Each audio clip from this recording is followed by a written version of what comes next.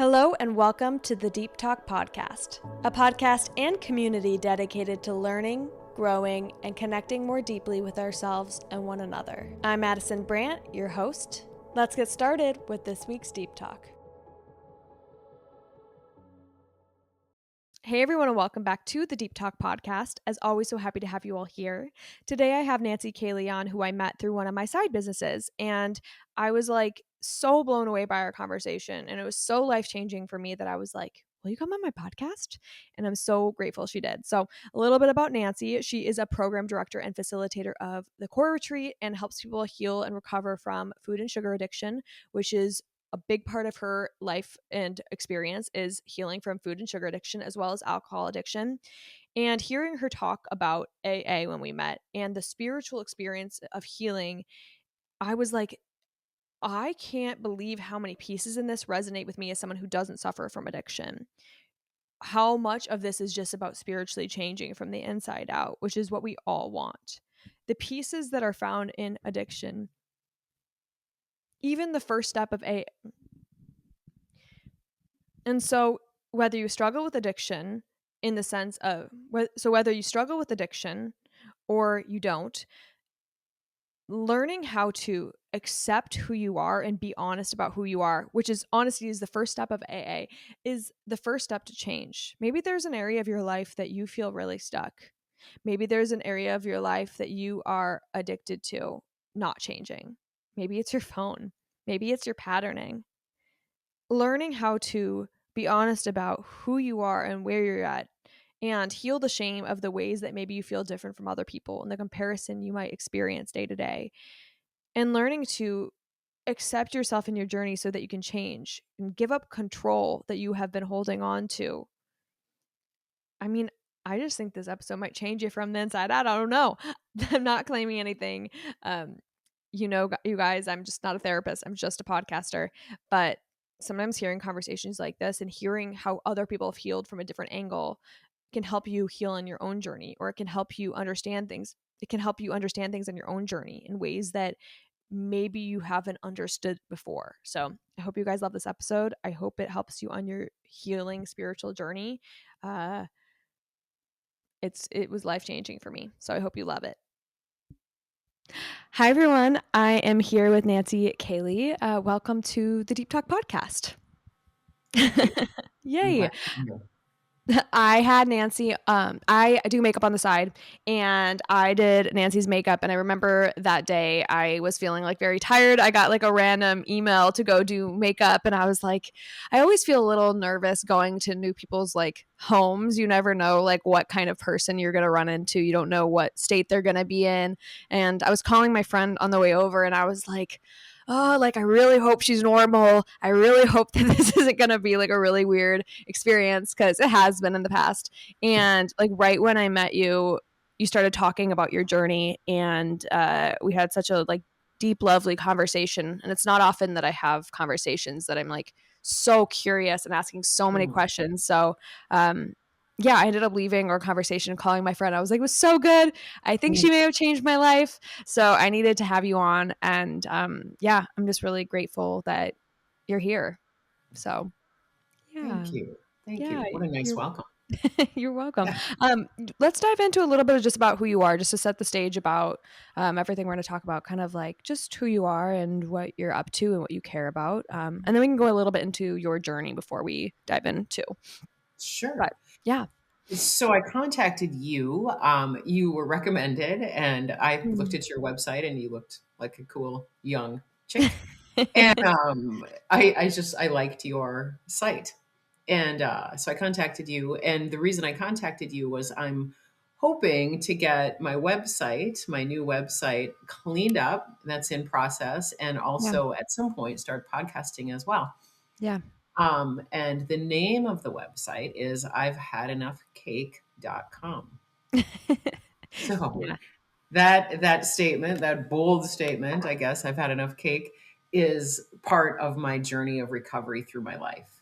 And the more recent one, which for me is a good 11 years I've been in recovery from food and sugar addiction. Mhm. And so I, at one point in time, when I talk to, I now do that as a job too. I help people find the same thing. That's my full-time job essentially. Mhm. Um, and I tell the story about I had struggled my lifetime with sugar and food addiction. I was a chubby little girl. My first memories are around food and sugar and the craving. In fact, my very first memory, one of them is it's sunny out. I'm crossing some railroad tracks that are by my grandma's house with my cousins and my sister, and we're going to the store and we're getting candy. And in that memory, my it's a really positive, excited one. And it's mostly about I'm getting candy, which was what I think that I think I was born addicted to sugar. Mhm. And and so my journey progressed through my life. I finally found this layer of recovery that I'm in at age 47. But up until then, it had been a struggle from the time I was a little girl. I was a chubby little Mhm. girl. I always talk about my mom, Nancy, that's enough. Nancy, and she was always kind of trying to do what any parent would do with a child who overeats, is she was trying to limit, trying to rein it in a little. Nancy, that's enough. Nancy, don't take your sister's. I always take my Yeah. sister's candy, her fries, whatever. I just wait and hope she wasn't going to eat them all. Um, and so I joke around about how later on, when I got into recovery, um, my mom, who really appreciates me and loves me because she's my mom, and I also think probably appreciated and supported the idea that I had finally found something that was working and had lost like 50 pounds by this point. I've lost about 110 total. Wow. So my mom said to me at some point, about 6 months in, she said, "Well, do you really think you're never going to have another piece of cake again? Don't you think that's extreme?" So I when I'm working with the people that I'm helping get into this recovery, I talk about how there's going to be people in your life that don't fully understand it. And they're going to say something that's insensitive. Yeah. They're going to say something that feels hurtful, Mhm. where you feel misunderstood. Yeah. And that's okay. Mhm. Because the 12 steps, which I've been living and working in for 37 years, the 12 steps for change begin with the word we. And my mom is not my we. She's my mom. The we are the people that I walk my recovery journey with, and they understand. So when my mom said that to me, I remember the initial bristle. Moms can. I'm a mom. I know how I can push a button without meaning to. I watch it pass over one of my son's faces as I'm like, oh, I've said something mom like that wasn't supportive, although maybe I wanted it Yeah. to be. And so my mom did one of those with her statement, do you really think you're never going to have another piece of cake again? Yeah. And at that point, I'm 6 months sugar and flour free. Um, and I took that deep breath and I told the truth, which is what the 12-step program also tasks me with, is honesty, my truth. And my truth in that moment was really very simple. And it was, I've had enough cake. Mhm. How did she react to that? I think she would have pushed, but I changed the subject in a way. I just shifted it. I I didn't talk about, mom, do you have any idea how hard I've been working for the past 6 months? I can't believe you Mm. say something like that. You've always Yeah. been bothered by my weight. I'm finally doing good. That defenses, that wanting to, that need to Yes. validate ourselves, or have Yes. you validate me. Um, and the truth in that moment was really very simple. It was really clear to me. I've had enough cake. And for me, that's what I need to know. Yeah. And having being in recovery from different addictions over my life and helping Mhm. others find it, Yeah. honesty is the key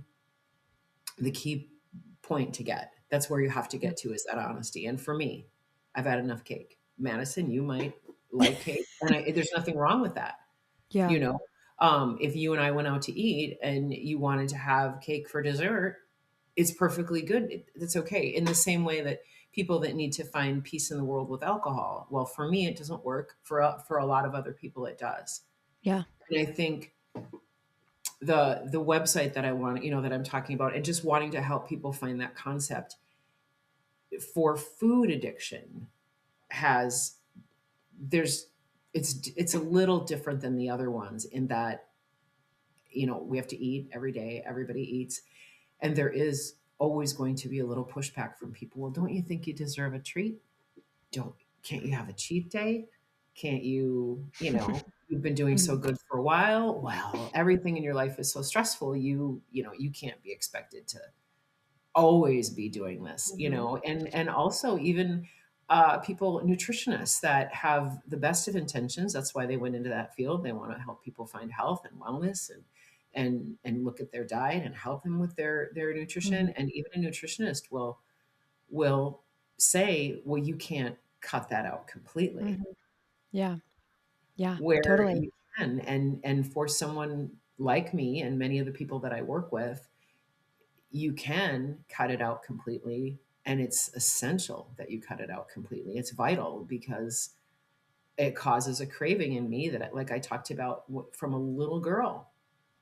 My memory is this visceral pleasure, this primitive pleasure of, I'm going to get my favorite thing in the world, which is candy.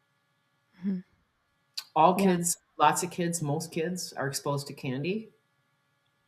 Some kids eat it till they're full, or bouncing off the walls a little bit, and then they stop.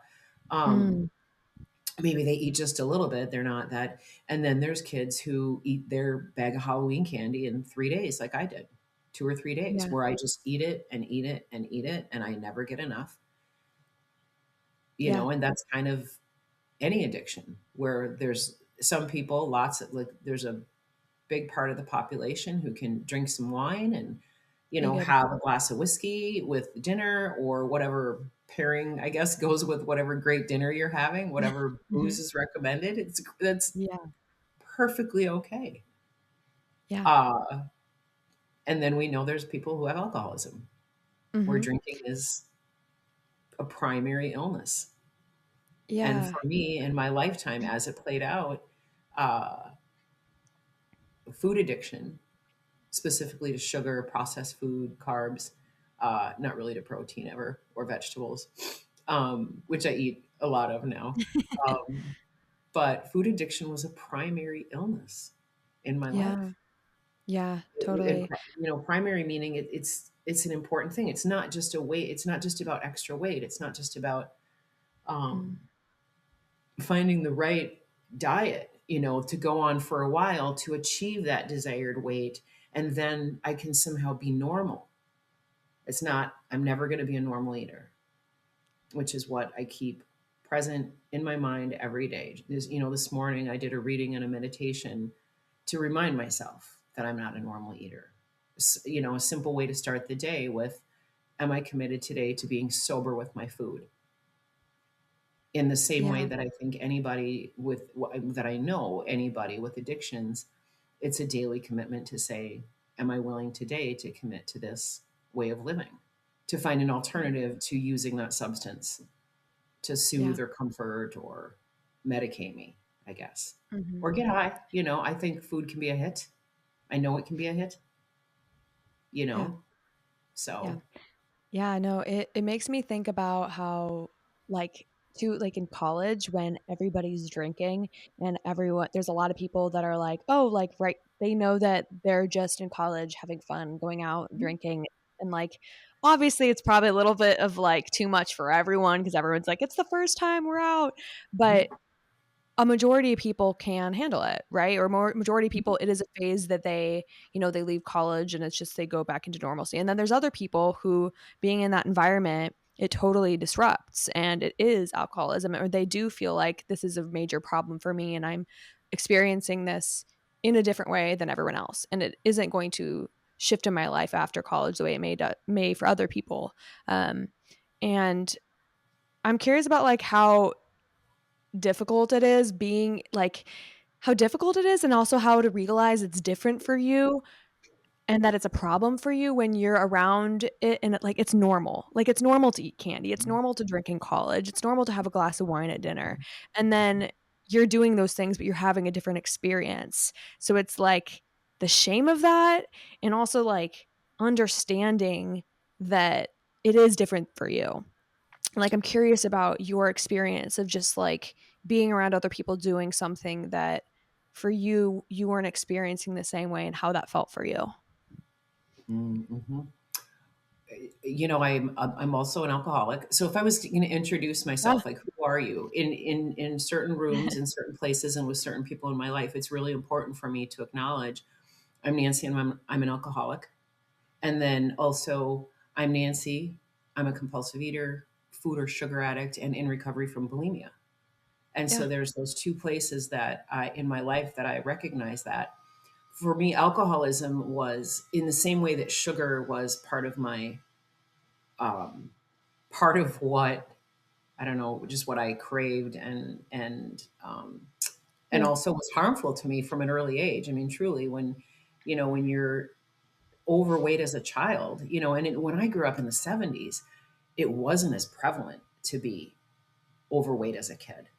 Yeah. So there was two girls in my class. I was one and the other gal that were overweight in an entire like sixth grade class, which is not, the processed food thing would be a whole another podcast, wouldn't it?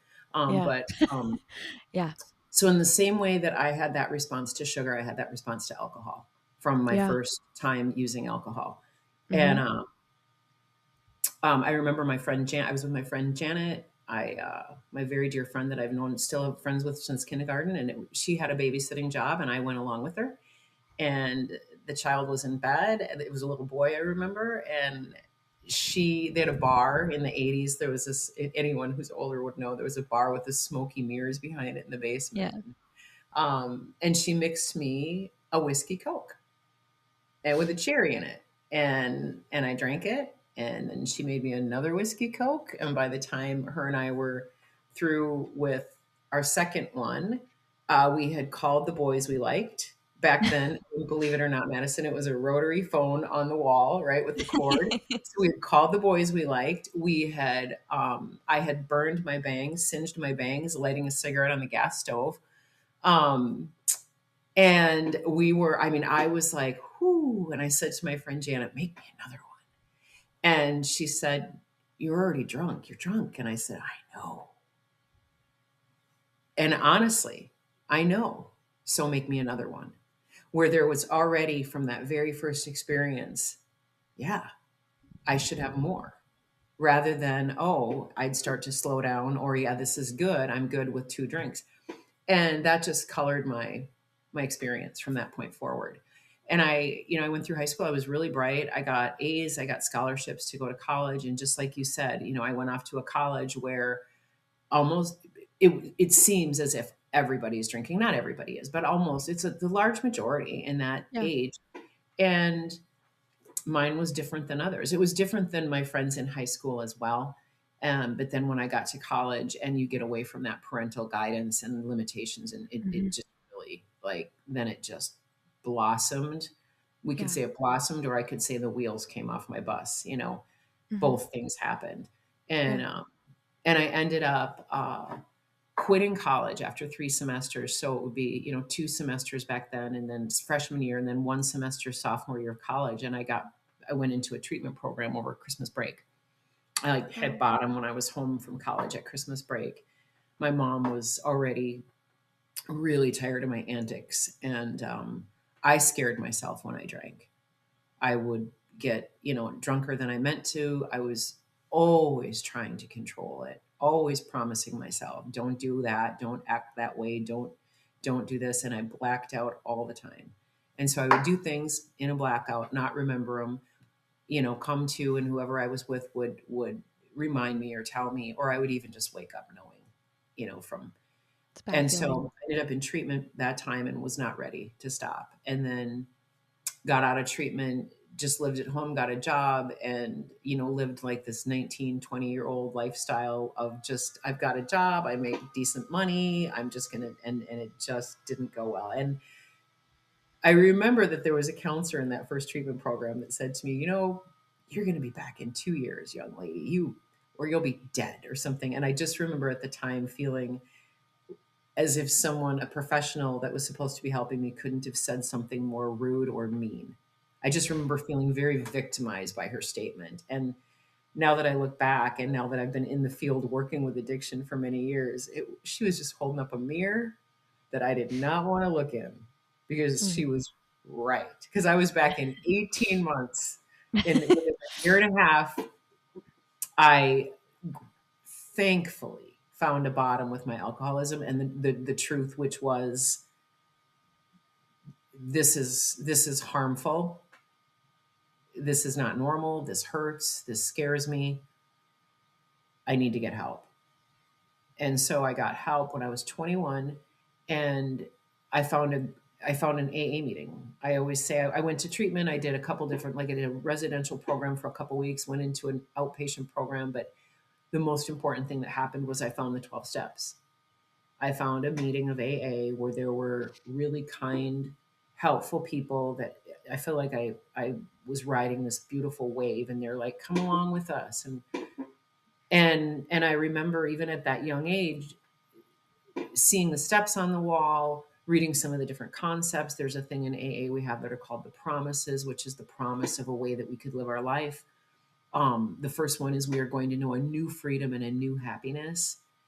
And then it just lays out more that are beautiful. And I remember even at that young age thinking, this is going to be better. My life is going to go better if I live this way. And I embrace that spiritual piece, which is you change from the inside. So when you ask about how do you live with that shame and in a world where everybody does this, is spiritually, which the word spiritual is it has a Latin root, which is to aspire. So aspir, the spir, which means to breathe. To aspire means to breathe. And so I just think at that young age I was lucky. And grace, I see it as grace, which is like an unearned or undeserved favor that you get, not because of anything particular, not because of me. I always believe grace is about, I live in this, I have a great little condo that I live in with all of my needs met and all of my security and more than I need, and that's grace. That's not because of anything particularly unique or amazing that Nancy's done. There's grace that I have in my life. Thank you. Yeah. There's a saying in the program, but for the grace of God, there go I, or but for the grace of spirit, I would say, there go I, which means other people have not been so fortunate. Not everybody is able to get out of alcoholism at age 21 like I was. Why was I special? I'm not special. I'm not sure. I walked a path with other people. I stayed connected, and I stayed connected to the truth for sure, which Mhm. is drinking doesn't work for me. Alcohol doesn't work for Nancy. It works for a lot of other people. It doesn't work for me. And for me, my truth from inside is it feels better when I don't drink. And again, if the program is spiritual and we're talking about God and God is love, I'm loving myself better when I don't drink. Mhm. I'm more able to love and be loved when I don't drink. You could ask my boyfriend at the time that for sure. Right? I didn't only scare me, Madison. I scared him too when I drank, or anybody around me. And so I Yeah. found that at age 21, and it was such a blessing. And then I eventually ended up getting into the field of working in addiction treatment, which I've been doing for 30 years. And I really, really appreciate it. I do it part time now, but I really, really love doing that, helping people find that truth, number one, which with addiction, especially drug and alcohol addiction, can be really harsh. It also can be harsh with food addiction, but it can be harsh. You need you need, I'd say, loving, honest, genuine people around you to help you find it, which is what the 12 steps provides. Again, that we of the 12 steps is you meet other people who have been through it, and always in my professional life and my personal life, I hope to be that person for whatever person, whoever I'm meeting in addiction, to help with that, to be Yeah. genuine, real, not shaming. It's not your fault. I think Yeah. about that little girl that's so excited about the candy. I didn't do anything different than my sister. I didn't make different Mm, bad choices as a child to have that response. I just had that response to sugar, that physiological response to sugar. And for whatever reason, that's what lit me up. And I yeah. also didn't do anything inherently wrong as a 14 or 15-year old having a couple drinks in a basement with a friend. I think that's probably how many people are introduced to alcohol is with a friend or a sibling or in a party situation. There's nothing I did wrong with that. But again, I just responded a certain way. So taking the shame out of it for people, helping people, it doesn't mean that there's probably not been things that happen in your life that you're responsible or accountable to clean up, Yeah. which is part Yes. of the 12-step process. Doesn't mean, addiction, one of the things about it is it's an illness that it's biopsychosocial. It comes out in it's physical, right? It's biological, Mm. it's psychological. It's hard on you. It tricks you.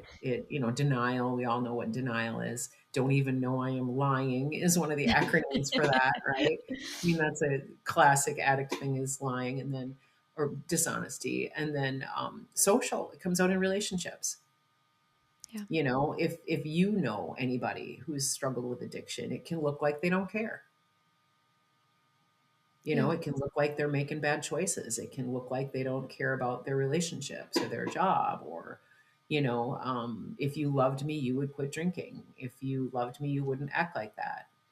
hmm That's not how it Where works. That's what it ends up being. And the truth is usually is that that person does love you, or whoever, him or her loves him or her. And addiction gets in the way of that. It's a Yeah. primary illness. And so helping people really get down to that basic level of let's be really honest about it. It's not your fault. What does it look like? The truth of what it looks like really the truth. How have you been doing it? How have you been using it? How does it look for you? What does it feel like when you really go inside? What does it feel like? Does it really feel that good? When I think about cake and how much I loved cake, the idea of cake or the idea of what it was going to do for me, the hit I was going to get, the sweetness, the sugar, the high, Mm. um, didn't match how bad I felt when I ate too much of it. And I always ate too much of it. It didn't mask how bad I felt about being overweight. It didn't mask how the hit didn't match, I guess. It was no Yeah. longer working. Yeah. And so helping people find that and do that in a way that allows them to grow from that rather than be crippled by it, rather than feel worse about themselves. It's like there's a line in the big book where there's a story where he's talking about for years I always thought the worst thing that could happen was I'm an alcoholic. Like that would be the worst thing to have to admit is to be an addict. And actually for people that find recovery, it's actually that's where the freedom starts is That's when step you one, right? yep. That Mhm. honesty. Yeah. Yep. And then when you can be honest with yourself, then you can start like taking accountability for a different way, you know? You can start that journey. Um, Mhm. when did you become honest with yourself for the first time? I'm sure there was times where you like was there a mental switch? Was there somebody that impacted you or like did something occur? Because I think probably for a long time in people's experiences they're denying, they're avoiding, they're continuing it in certain ways. What was the switch for you? There's a concept called moments of clarity. And Mhm. so I think with anybody's life, not just, and I think the 12 steps, I think they could be, you and I talked briefly about that, about, oh my gosh, tell me more about this. I didn't even know about this. I I was like, think I that, need to use those in my life. Yeah. the 12 steps it lays out a spiritual way, spiritual meaning you need to change from the inside. I mean, and again, at the beginning of this, you and I were talking about the book Radical Acceptance, Yeah. you know, um, always from the inside it needs to change. Like the rest of the world isn't going to change today. I have to adjust myself to it to be happy. That doesn't mean I have to like things going on. That doesn't mean I have to. So with the truth about addiction, there's moments of clarity along the way where everything else falls away, and you have this moment where you see exactly the truth, what Yeah. that is.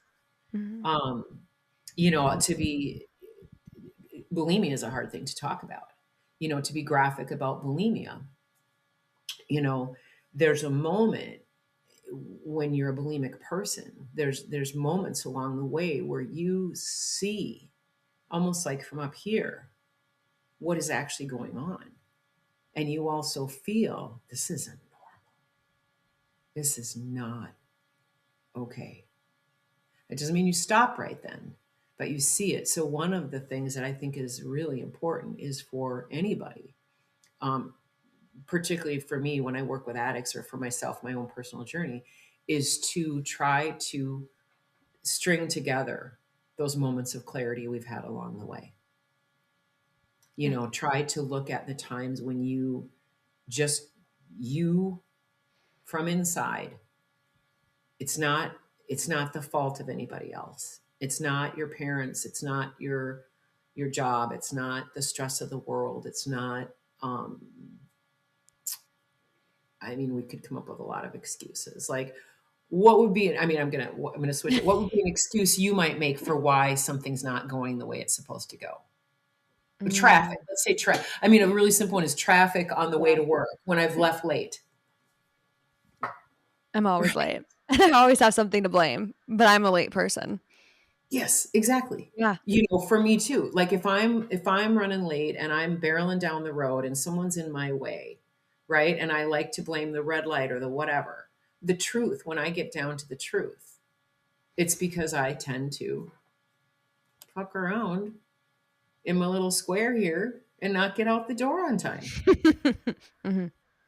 Yeah. But I can Yeah. stay angry. You know what I mean? I can get myself in a lather about the traffic or the whatever, and that's not the truth.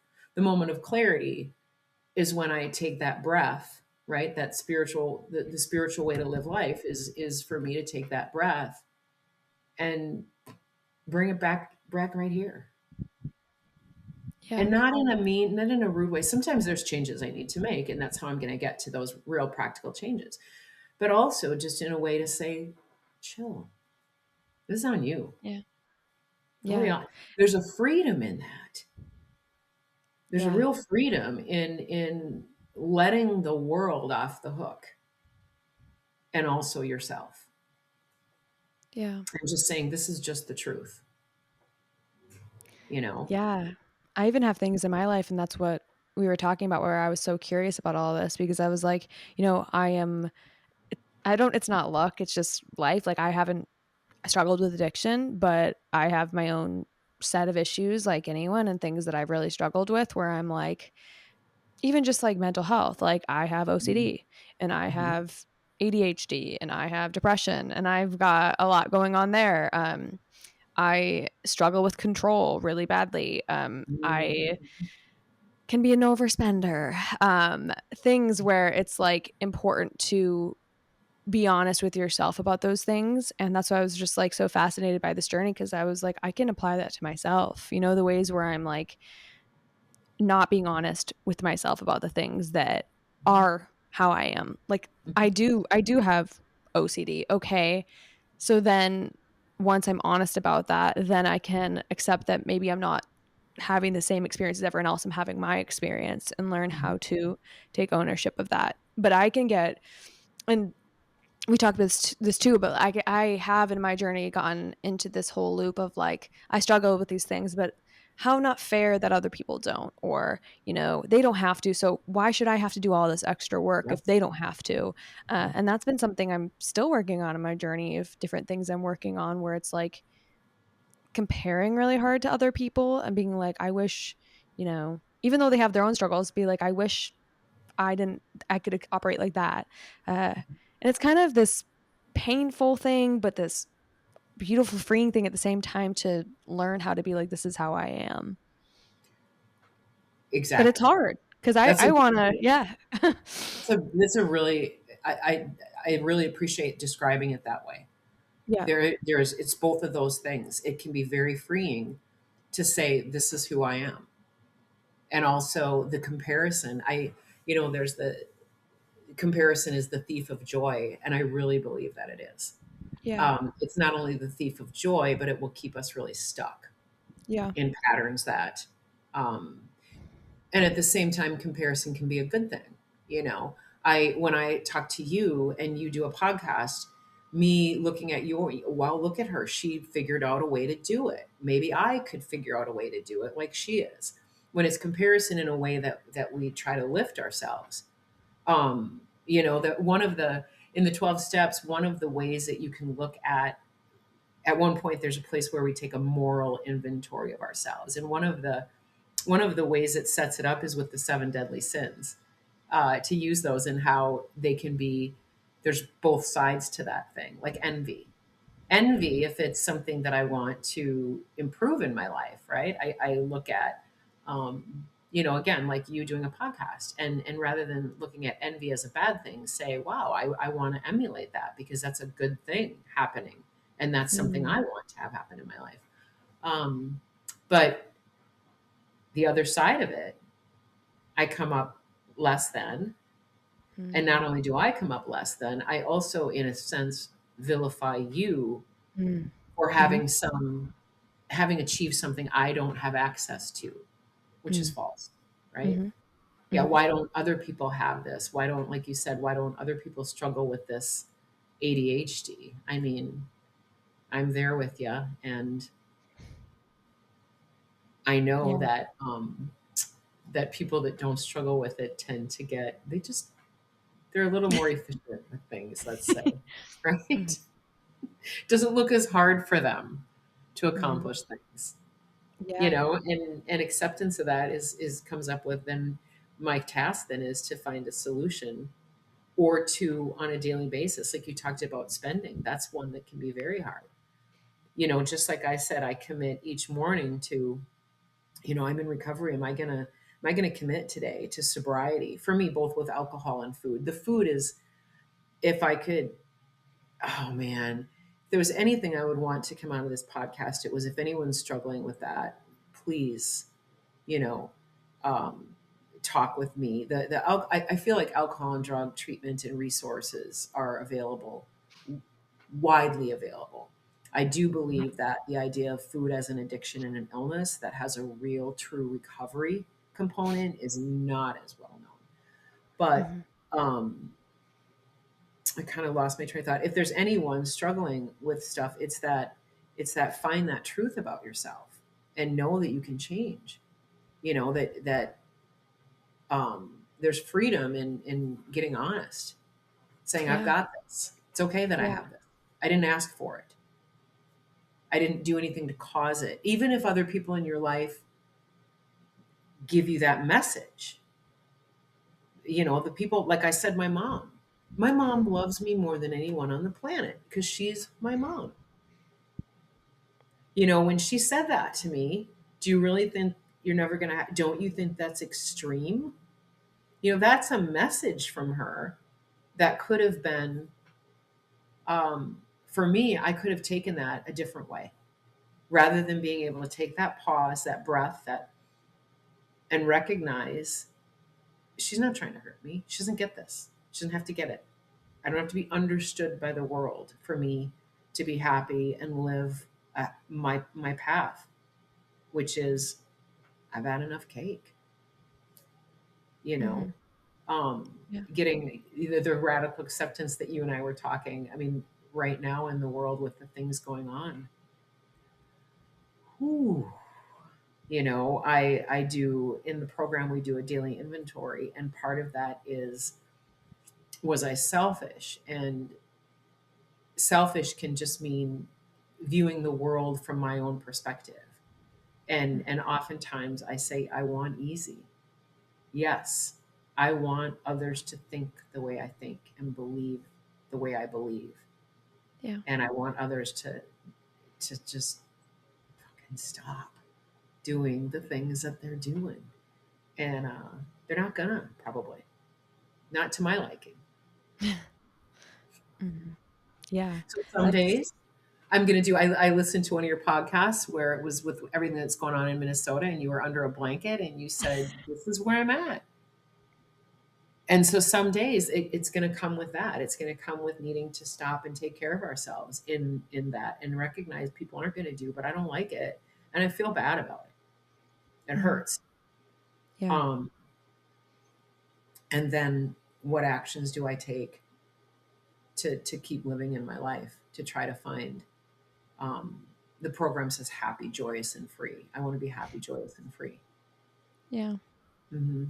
Yeah. Yeah, totally. I'm even just thinking while we're talking about, like, my a little bit of my, like, OCD journey is, like, when I found out I had OCD, and then I kind of avoided it for, like, 2 years. Like, I'd have therapists and kinda, like, I want the control, and so I kinda was like, like, I've talked to therapists, but out of anything else, or I'd be like I'd almost convince them that I don't have OCD, and then I got to a point where I was like, "This is really affecting my life," and I have to be honest that I have it, and now I'm going to, like, therapy for the first time being like, "This is really intentionally what I need to work on." Like, I need this to be better in my life, but for so long, I was very, like, avoiding it or being upset that other people weren't experiencing that or comparing myself, and just all of those things are distractions from, like, you know, what it is. This is something you have. This is something, you have to accept about yourself, and then you can work on it. But yeah, it's a very spiritual journey to whatever it is, to accept yourself and learn how to, or just accept that this is how you are, and to Or find like you said, the find, yeah. control. Part of Hmm. that, like you said, the control, and part of that is we are not comfortable being uncomfortable. Hmm. And part of the OCD thing is, if I do this, whatever that is, that makes me, that eases my anxiety. Yeah. If things are a certain way, my anxiety is eased. For me with food, if I get myself too stressed out and I can put something in, relief. Compulsions, relief. We want relief from the Absolutely. anxiety. And even here's the thing that's hard sometimes is other people don't understand that anxiety, and they Yes. don't have to, right? But it doesn't mean it's not real for me, and I have it, and doing that. And so the control of wanting to be able to control discomfort, Hmm. wanting to be able to find relief from discomfort. And the rub is really, I guess, expanding our ability to be uncomfortable. And Yeah. that's hard. Yeah. That's It's the like a, hard yeah. work. It's easier. Trust me, for years of my life, for me, it was easier to grab food. It was easier to grab whatever, a cookie, whatever food, than to experience the discomfort of stress or, feeling overwhelmed, pain, shame. It's interesting. I talk about when I went to Mexico one time, and I was at my largest. I was really large. I was about 265 pounds. And on a daily basis, by the pool, I compared myself to everyone at the pool, and I was the largest woman at the pool. And I checked in on that every day, and I was hyper aware of it. And it's for people that don't have an addiction, um, or compulsion, it's impossible to understand that I ate more on that vacation than I even ate at home. I mean, so the solution for me to that discomfort of being the biggest woman around the pool was food. When I can't see that's causing it, and I would imagine it's a little bit similar with OCD stuff. Like the thing that Yeah. causes me anxiety is this, but it also eases my anxiety. It's the cause and the cure. It's a Yep. very strange thing. It's like when I'm really anxious, controlling and doing compulsions makes me feel better. But it also is like it's such a short-term fix because it's not the fix. It's again, it's a cupcake. It feels good Mhm. for 5 seconds, and then you go back to the baseline, which is like my baseline is being a person who has a little bit of a misfire in the brain. This is how I am. That state is me. And so these little Mhm, things don't fix it. What heals is learning how to expand my like own nervous system capacity with being with discomfort and learning mhm, how to like sit in anxiety and not know mhm, more. mhm. But yeah, And it's being human and knowing that it's not recovery from anything is not it's not this perfect journey. It's not Mhm. it's we're human and there's going to be days that it's better, days that it's worse, and we're going to, for me, my bottom line is no sugar, flour, in the same way that my bottom line is no alcohol, no drugs. But Yeah. for other things that I think anybody could benefit from, it's that finding that daily commitment to saying, am I going to try to stay in a range today that's healthy? And if I go out of it, what was going on when I went out? What was going on there? What can I learn from that? And just staying present, I think spiritually present in Mhm. how we're in our day, in our life. Again, it's my life. It's not it's not the world's fault. It's if I'm late, like you and I said, it's probably because I maybe I got up on time, but I probably wandered around aimless, a little. I probably sat and had a little more coffee, a little too much time doing that, bargaining with myself. I can get ready really quick when I know that I can't. You know, Always. yeah, Always. Even yeah. today, I was like, I did not have enough time that I gave myself to get ready, and I was like, "Okay, all right." But yeah, it's, totally what you said of, like, the emotions that you're experiencing too, of, like, being aware of those, of, like, when I'm feeling more anxious or more emotional, I'm going to make these decisions of what I'm used to. So yeah, just like keeping that awareness of like daily commitment, but then also that awareness of what state you're in when you're doing things and becoming Mhm. better. I think it's honestly, I just think this 12 steps and everything we're talking about is just the game of life. It's like learning how to be with your emotions. We all have a different addiction. We all have a different way we Mhm. try to avoid people. Some even if it's as simple as scrolling on your phone. There's so many ways we try to get away from what we need to be with, and I think um, life is a lot about learning how to be with what is, you know? Yeah, and I do yes, I think that when you were saying that I was thinking about there's a lot of people that have found, a guide for life through church or religion or Mhm. and I would say that one of the biggest misconceptions about the 12 steps is that it's religious. Mm, It's mhm. not. Spiritual. It's spiritual. And so I think it gives anybody access to learning how to find that inner guidance and then Oh, calling it, the way the 12 steps were written in the 1930s by essentially, well, it's called a WASP. I don't know if you've heard that term, white Anglo-Saxon Protestant men.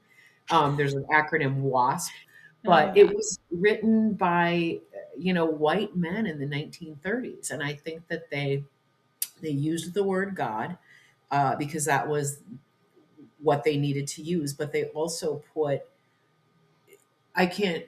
I don't even know the number of times in the big book of Alcoholics Anonymous Mhm, that they go offline a little bit to say find your own. Let's not argue about it. It's inside of you. Um, as we understood him, it says anytime it says God, it says as we understood him, and of course it says him.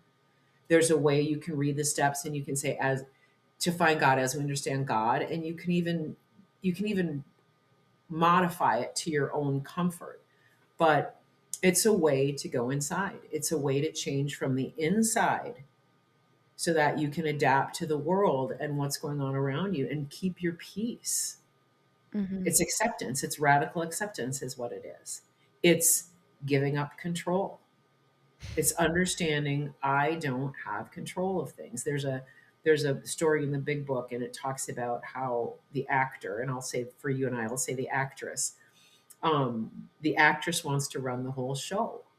She wants to be the director. She wants to run the lights, the scenery, all of the things. right? She wants to be and that really truly her job is to be the actress. It's to hit her mark and learn her lines. It's to live my truth and from my perspective and not to run other people's lives. I mean, ask my adult sons about, I was in, they grew up in a home where I was in recovery from alcoholism and I went to AA. I've always gone to AA. I look at that like it's my church. Um, and so, but they really did. They have experienced a different mom when I found the next layer of recovery for me from food and sugar addiction in how much control I needed to let go of them. And I know that they're still sometimes surprised by the things in their life that I don't try to control that I used to. Or Wow. I have a granddaughter now, and I would say that my oldest son, um, there's so many things that I've learned to take a breath and not say. I don't give him advice how to be a dad. I don't talk about when this is how we did it when we had babies. Um, I just don't. I found this beautiful level of acceptance, and letting go of control. Yeah, totally. I And love that. that's what the 12 steps teaches us. I don't go to church. I don't read the Bible. I mean, I don't mean to throw any shade, but I don't, that's not the book that I'm inspired by.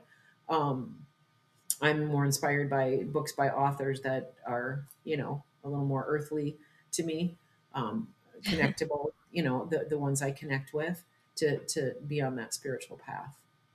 So too, I think if whoever might listen, to if the 12 steps, looking at that paradigm as a way to change or grow, not just change, but then grow and live is Yeah, beautiful.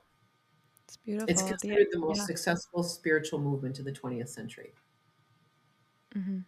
Yeah. for a I'm reason. so inspired by it, and the actress example is so good. Just your life of, like, I can only control this. It makes me think of, like, my spot in the universe of, like, there's only so much I can do with my own actions, and then I also have to trust that there is a universe or a spiritual force or something else outside of me that's not my job to manage my life. I can only manage my actions. Yeah. Hmm. My Yeah. I guess my last question for you, is the piece about letting control go around others, because even like when we were talking about politically with what's going on in the world, or how other people are parenting or how other people are experiencing you in what you're going through or whatever, like how are we able to let go of control of others when we do care so much about how other people live life, when we want a better world, or when even just relating to our own stories of like I've had times where I really want my mom or people around me to understand how I'm experiencing stuff, and I really, really need to feel like I need to explain or overwork to like get them to understand. Like like how like when you care, how do you let go of control? Um, well, I think it's something that you let go of and then you let go again. And then you maybe loosen the grip and then you let go. I think it's one of those things that is it's that daily commitment and maybe even sometimes it's a moment by moment commitment. I am a person who sometimes with a family in a family gathering in my own family of origin will just step away. I'll step away. I have a couple friends, especially with the food, at Christmas, let's say all food. I can step away and I can text a friend who's in the program with me. I can just step away and get perspective on the idea that other people do not understand my journey. Other people don't understand what it's like to be me, and they don't need to. Mhm. Ugh. There's a I always want them to like I understand it, but it's do, really like you're just trying to validate your own self, which comes from yourself. and I just think it comes with a breath, always a breath, Mhm. and then maybe another one, which I think gives you, for me, that gives me a chance to calm down because I can be sensitive. If you're sensitive and empathic, you're going to be um, easily stimulated by things. I mean, especially unpleasant things or things we see as anything I see as mean or unkind or unjust or just can just from the time I was a little girl, my mom would say, "You were always wanting to take care of everybody." You know, and she jokes around like, Mhm. if you had $20, you would spend it all on your friend. You know, you'd just say, "Well, if I have $20, we have $20." You know, and so I think that couple deep breaths gives me separation where I'm not completely enmeshed with someone else and I don't need them. So that it gives you just not only that time to take the breath, it gives you almost like it creates this little cushion between me and others that um Mhm. yeah, other there's so much going on now, Madison, and you and I both, you know what I mean? You and I could talk again, it's like another podcast that is hard to accept, no doubt. And so it's radical acceptance. It's radical I'm not acceptance. sure. I think there's probably we could. I think it's going to take a community Yeah. of people. I think it's going to take connection and ongoing touchstone with a community of people who are trying to do that to keep relearning and learning how to do it over and Mhm. over because it's just not any kind of thing that's a one and done. There's no perfect key that anybody has other Mhm. than it starts from within. It starts with that deep breath. It starts from if I take care of myself, I'm going to better able to be able to respond rather than react. You know, because when someone does something unpleasant, I want to react with the unpleasant thing. You know, I think well for me, you know, when the protests and things like that, it's like we see such injustice, and I Yeah. think the more typical response is the outrage and the you know and I know for me for me, I think there's so much more power in almost the silent, really controlled delivery, or not controlled, but delivery rather than, you know, when we get really excited and we're swearing and yelling and it gets lost, you Mhm. know, if it's a reaction, like you're doing something so egregious, I'm going to match that energy level in a negative way, if that makes sense. Yeah. It There's a, does. yeah. So react means basically like, you pissed me off. F you.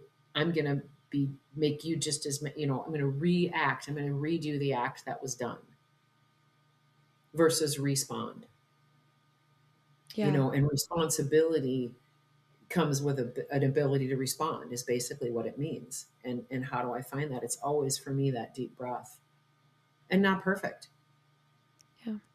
not It's like perfect. I can't say that I'm not going to swear at somebody if I see something happen, you know?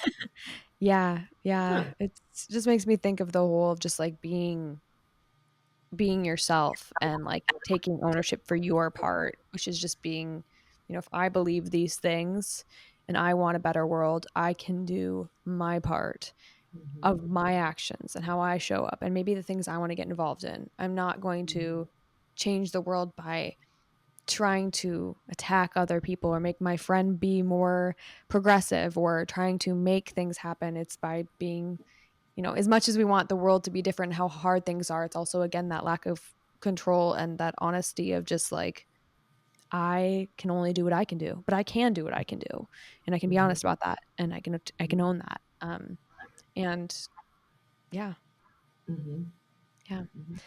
Is there anything left about the 12 steps or your journey or just any words you want to leave people with that feel like still, yeah, on your heart? Um, no, this has just been a really, really nice time. I don't even Mm. remember what, you know what I mean? How you don't even remember what you said because I talked a lot, but Yeah. what a really nice way to spend time, just time in general, but also time with you. You are like you talked about, you know, meeting me that day when you came to my house and did my makeup for my photo shoot for my new, you know, website. And Yeah. um it was equal. The feeling was mutual about having met a really really cool person in the world. Like, wow, Yeah. that young woman, and for me to be 59 years old and for you to be in your 20s and to say, Mm. look at that. I think that your generation can get a really bad rap from Mhm. older people about who things are in the world. And I think it's false. Yeah. I Yeah. think it can be false. And you makes me cry a little bit. I know, I'm, like, tearing up. I mean, you were a young woman with a passion and a voice and curious, not cocky, curious. Like, tell me about that. Like, really, truly, and listening, wanting to learn. And man, Yeah. so Got me tearing up. Yeah, yeah. It's such a yeah, I think that yeah, when we find people that are wanting better and wanting to constantly like, I think it's more just, like, wanting to go inward and shift their own mhm, self spiritually. It's mhm. like there are people like that, and I think those people, like, when they bond together, they're going to make a better world. Like, Yeah, it your makes own healing. it's a positive connection, and yeah. So for me that day, I was like, well, that was just meant to be. It couldn't have been just that. I really do believe that universe spirit. It's like when you have coincidences where you go, things happen just as they were supposed to, Yeah. despite my attempts to control maybe or the way I think that they should go. So it was just really it's been really really good to meet you and talk with you. Mhm. Yeah. Yeah. Yeah. I'm so excited to see how we continue to connect and how our paths continue to go, and, um, I'm thankful to have met you, but I'm also thankful for just you being you in the world and, like, taking Mhm. ownership of yourself and taking ownership Mhm. of your life and wanting to make the world better, and I think that, yeah, you were even just impacting me and me being able to go tell people the things that you were sharing to me, like, it just it ripples and, yeah, Yeah. so thank you. Yeah. And Um, if anyone that listens wants to talk about needing if anyone's struggling or needing help with any, whether it's yes. alcohol, drugs, or also food, look me up or just you'll be able to Yeah. find me if you Google my Yeah, name. I was just gonna ask, where can Yeah. people find you, work with you, get connected to the program, or just you and your work and everything you've got going on? Well, right now you could just find me through the COR. It's COR Yeah. retreat. So COR means heart in Latin. So it's the Mhm. COR retreat. And you could just Google that COR retreat, and that'll come up, and my number will be published on the page. The number you could get a hold of me. That's an easy way to do it. So Okay. mhm. And then you have Yeah, your website and podcast. Is there yeah. anything we It's can not know quite about that? ready. It's still Okay, not I'm ready. like, do we have a date or general Under construction under this construction? spring. This spring. Okay, Mhm. well, Yeah. I'll link it, everything in the show notes. We'll get the links even and we'll maybe put a date by when it's coming out so people can be, aware. Maybe we'll try to release it around then, but awesome. Okay, well, thank you so much. I'm so grateful and for spending the Sunday March 1st morning with me, so Yes, thank thank you. you. Exactly. Namaste. Mhm. Namaste.